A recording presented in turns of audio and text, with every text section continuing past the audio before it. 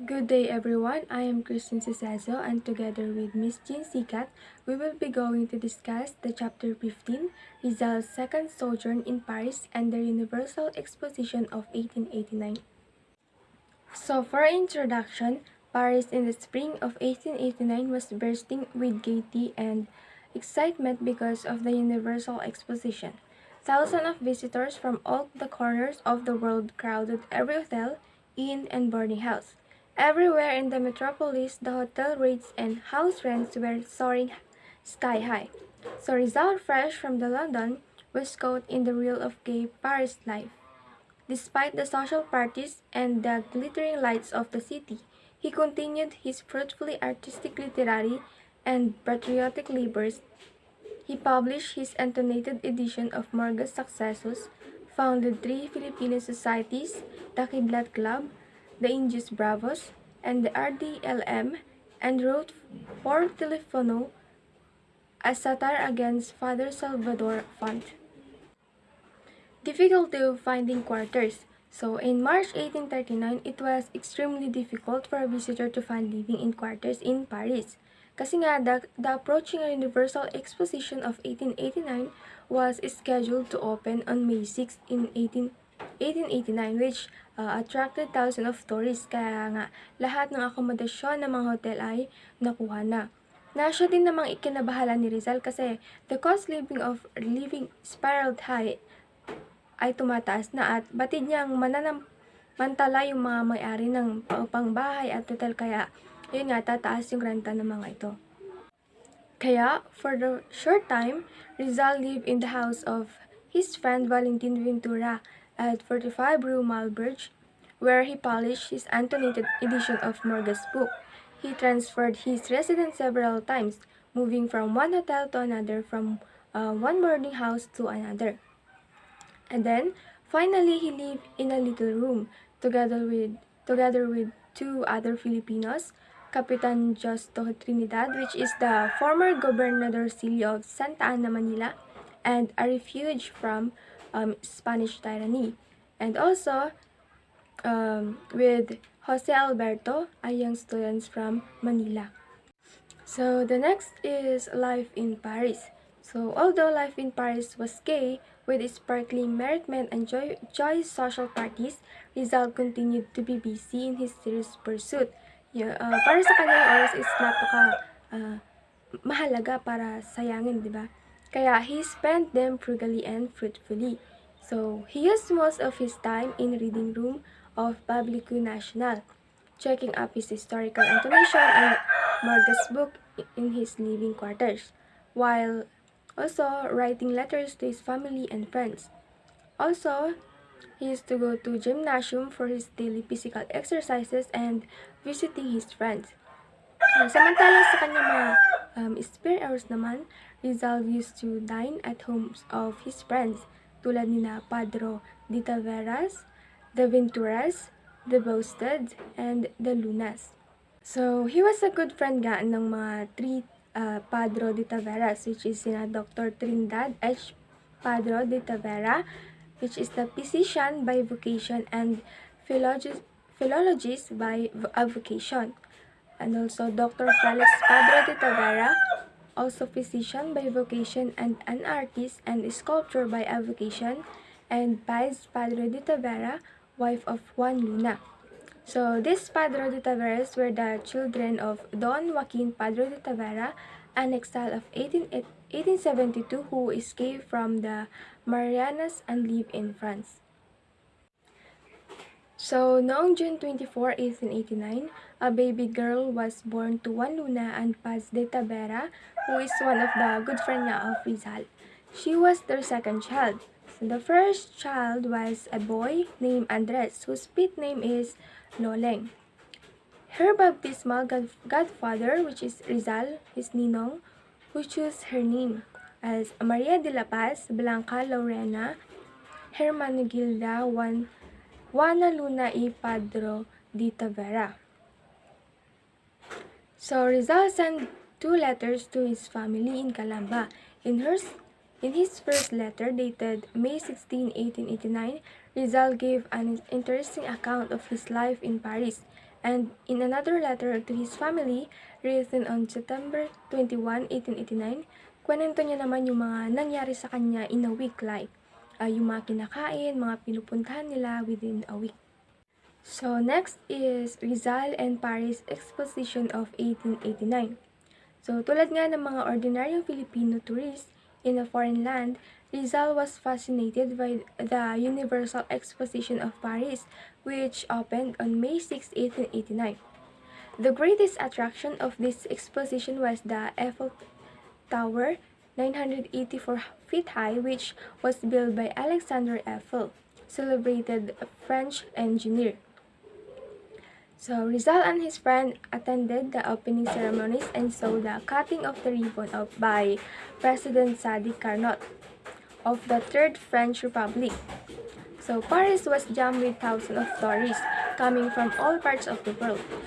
So, as we can see naman, pag may mga ganyang occasion, lalo na sa ibang bansa, is dinadagsa talaga ng maraming tao. Kaya nga, ito yung dinagsa ng crowd na halos 200,000 person at mas marami pa.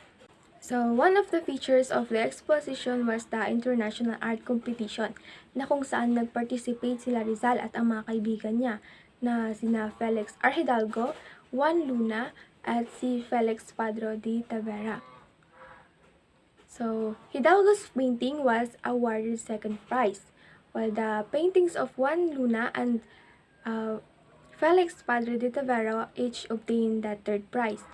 Subalit, yung entry ni Rizal is wala siyang nakuhang prize because sabi nga nila, yung a burst which he modeled was quite good to qualify for the exhibition pero was not good enough to win the international prize. Next is Kidlat Club. On March 19, 1889, the same day when he arrived in Paris from London, Rizal organized his pensioners or the compatriots into a society called the Kidlat Club nga. So, among the members ng association na Kidlat Club were Antonio and Juan Luna, Gregorio Aguilar, Fernando Canon, Laurio Di Magyuga, Julio Llorente, Guillermo Patua, and Baldomero Rojas. So, itong Kidlat Club is purely a social society of a temporary nature. It was founded nga by Rizal simply to bring together the young Filipinos in the French capital so that they could enjoy their sojourn in the city during the duration of the Universal Exposition. Thus, he told Lumitrit in a letter dated March 19, 1889 that, "Today we have formed a Kidlat Club. Kidlat Tagalog means lightning, and for the same reason, this club will only last during the exposition." So, tulad nga ng sabi niya na yung club na ito is tinawag na Kidlat kasi nga, tulad ng Kidlat na madaling naalis, itong club na ito is madali din siyang mawawala. Kasi during lang siya ng exposition. We have to eat of it and form it in 1 hour. So, it will also disappear like lightning. So, next is the Indios Bravos.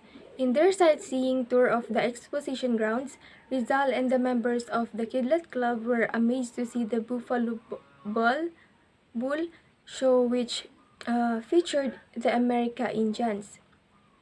So these red-skinned Indians were proudly riding the sturdy ponies, elegantly dressed in their native attire and wearing their war feathers and pates.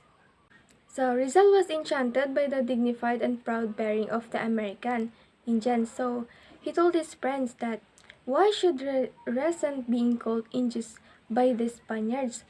Look at those Indios from North America. They are not ashamed of their name. Let us be like them.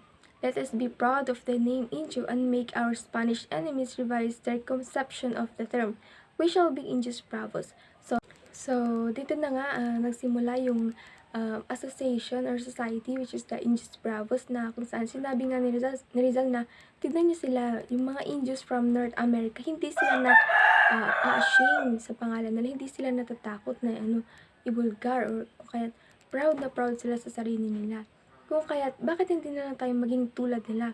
maging proud sa ating mga nim na Indio and gawin natin sa Spaniards na ibahin yung conception nila sa term natin. Thus, the born of the new society of Filipino patriots in Paris, the Indian Bravos, which is also called the Brave Indians. So, tulad nga na sinabi ko kanina, doon na nagsimula yung itong society ni Indian Bravos. So, pinalitan ito yung ephemeral na Kidlat Club na kanina. Its members pledged to excel in intellectual and physical prowess in order to win the admiration of the foreigners, particularly the Spaniards. So they practiced with great euphemism the use of the sword and pistol. Rizal taught them judo, an Asian art of self-defense that he learned in Japan. So after nung Indios Bravos, ngayon naman is lumabas naman itong RDLM Society, which is another society na naman founded by Rizal in Paris during the Universal Exposition of 1889. So, this society was the Mysterious Sociedad, which is the RDLM. Kung makikita naman natin, meron siyang acronym, di ba? Napakapatago talaga ng ibig sabihin niya. So, many biographers of Rizal do not mention it. In fact, its existence and role in the crusade of reforms are really enigmatic. Of the numerous letters written by Rizal and his fellow propagandists, only two mention this secret society.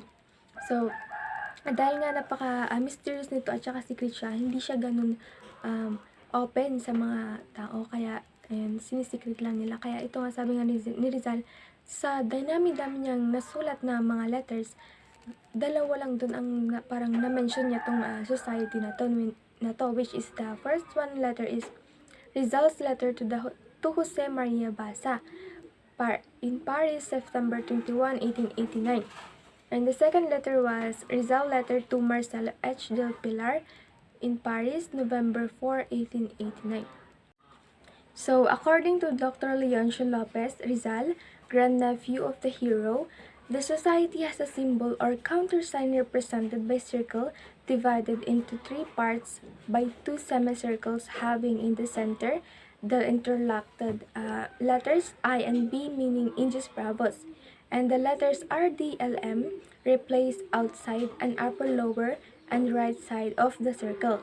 The letters RDLM are believed to be the initials of the society's secret name, Redemption de los Malayos, or the Redemption of the Malays.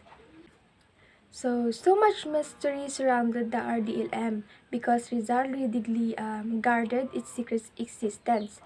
So, nasabi ko na din nga kanina na napaka-mysterious nito kasi secret nga lang siyang society. Evidently, it was patterned after Freemasonry and it had various degrees of membership with the members not knowing each other. So, yung mga members nga nito, hindi sila magkakakilala kasi napaka-secret nga. Kaya, once na member ka nito, hindi mo din kilala kung sino yung mga ka-member mo. So, only a few of Rizal's trusted friends become members of the RDLM. So, tulad nga ng sinabi ko, sa sobrang napaka-mysterious nito, hindi lahat na pwedeng maging members nito. Kung kaya't, yung mga pinagkakatiwalaan lang ni Rizal, yung mga naging membro nito. Tulad ni na Gregorio Aguilar, Jose Maria Basa, Julio Llorente, Marcelo H. del Pilar, Mariano Fonse, Valdemiro Rojas, and Father Jose Maria Chanco, a Filipino priest. So, kung mapapansin nyo, yung mga members dito sa RDLM Society is, yung mga karamihan sa kanila is parang naging member na din ng Kidlat Club na society ni Rizal. So, the aim of the secret society as stated by Rizal was the propagation of all useful knowledge, scientific, artistic, literary, and etc. in the Philippines. Evidently, there was another aim, that is, the redemption of the Malay race. It must be noted that Rizal was inspired by a famous book entitled Max Havelaar 1860, written by Multatuli Sidum of E.D. Dicker, Dutch author. This book has exposed the miserable condition of the oppressed Malay inhabitants of the Netherlands East Indies under Dutch rule.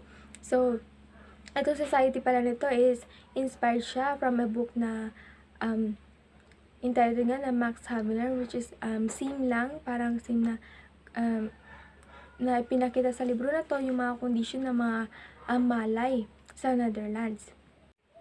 So, Rizal writing to Blumentritt from Hong Kong on February 23, 1892, revealed his intention to be a leader of freedom, if not in the Philippines, then in the other lands. So, sinabi niya kay Blumentritt na gusto niya maging leader ng kalayaan. Kung hindi man sa Pilipinas, pwede din naman sa ibang lugar or ibang bansa. Moreover, the contract for his Burnian colonization includes such provisions as the right of the colonies to buy the land, the free to use the seashores, and the unusual long term of lease for 999 years, a period of long time enough for many generations to form a nation and to consolidate its status and realize Rizal's dream of redeeming the Malay race. So the last subtopic that I will be going to discuss is the annotated edition of Margas published. Rizal's outstanding achievement in Paris was the publication of 1890 of his annotated edition of Margas Successus, which he wrote in the British Museum. It was printed by Garnier Ferres. The prologue was written by Professor Blumentritt upon the request of Rizal. In his prologue, Blumentritt commended Rizal for his fine historical scholarship. However, he frankly censured Rizal for two things which he reveals a Rizal error, namely, the first one is Rizal's commit the error of many historians in appraising the event of the past in the light of present standards, and the second one is Rizal attacks on the church were unfair and unjustified because the abuses of the friars should not be construed to mean that Catholicism is bad. Notwithstanding the two blemishes of Rizal's work, it is a splendid piece of historiography. Rizal annotated and published Margas Successus because it was the best of the many stories of the Philippines, written by the early Spanish writers, being accurate in the narration of events, unbiased in judgment, and unmarred by childish fantasies. So Rizal dedicated his new edition of Marga to the Filipino people so that they would know of their glorious past. And it was dedication as follows in his entitled To the Filipinos. So, in his historical work, Rizal proved that the Filipinos were already civilized before the advent of Spain.